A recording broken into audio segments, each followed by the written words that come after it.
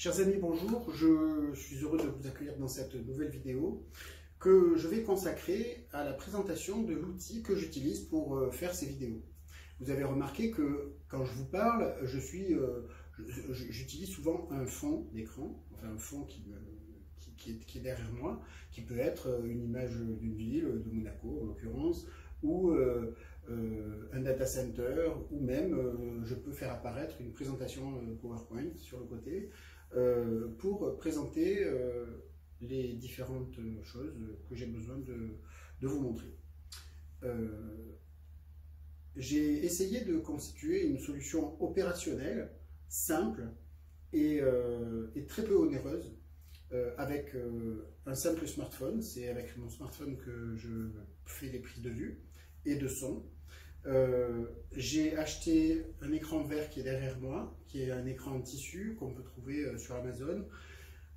J'utilise un logiciel open source pour le montage vidéo qui va permettre d'imbriquer les séquences les unes derrière les autres de façon assez simple, de gérer une bande son et éventuellement de rajouter quelques titres si nécessaire.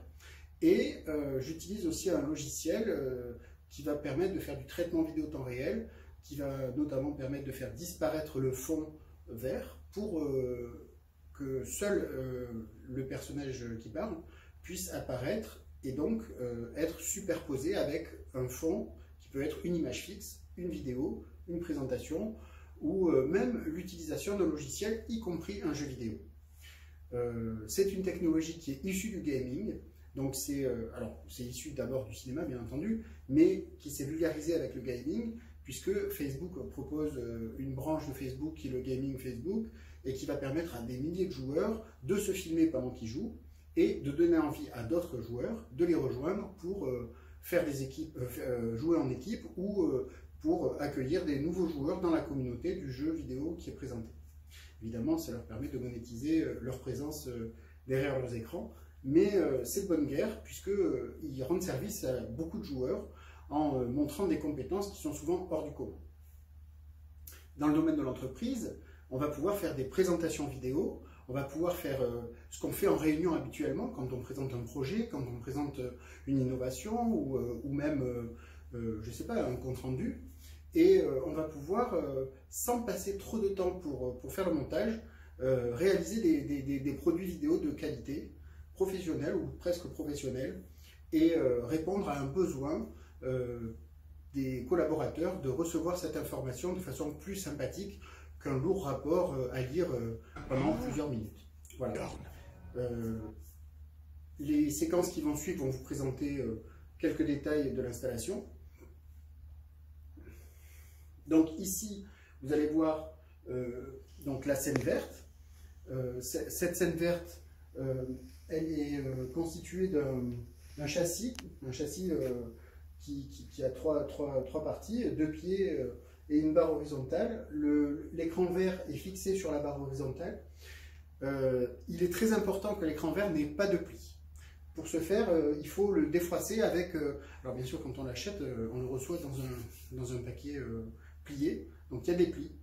Et il faut le repasser, et ensuite il faut le défroisser avec un défroisseur vapeur. Donc c'est un outil qui va balancer de la vapeur et qui va permettre d'enlever les derniers plis qui se trouvent sur la toile. Une fois que les plis sont enlevés, il faut un éclairage. On ne peut pas faire des vidéos sur fond vert avec un éclairage standard, en particulier si c'est des lampes ou des spots, parce qu'un spot projette une ombre. Et on ne peut pas effacer l'arrière-plan facilement si on a des ombres qui sont projetées. C'est pourquoi j'ai créé 3 lampes. Donc j'ai fait juste un petit châssis en bois que j'ai peint en noir côté avant pour pas que ça gêne la prise de vue vidéo. Et à l'arrière de ces châssis, j'ai mis des néons d'environ 1 mètre qui sont au nombre de 3, donc 2 sur les côtés, 1 au-dessus, et qui vont générer une sorte de luminosité qui ne va pas générer d'ombre derrière moi. Alors il y a une petite ombre à métier, mais c'est tout à fait acceptable. Grâce à cette petite installation, un simple pied d'appareil photo, un adaptateur pour pouvoir fixer le téléphone sur l'appareil photo, ben, je peux réaliser ces vidéos et ajouter des effets, ajouter des incrustations vidéo, un fond, des titres, etc. Ce qui va permettre de faire ces documents qui sont ben, à peu près professionnels et parfois même très amusants. Je vous remercie pour votre attention et j'espère que je vous retrouverai très bientôt pour une nouvelle vidéo. Au revoir.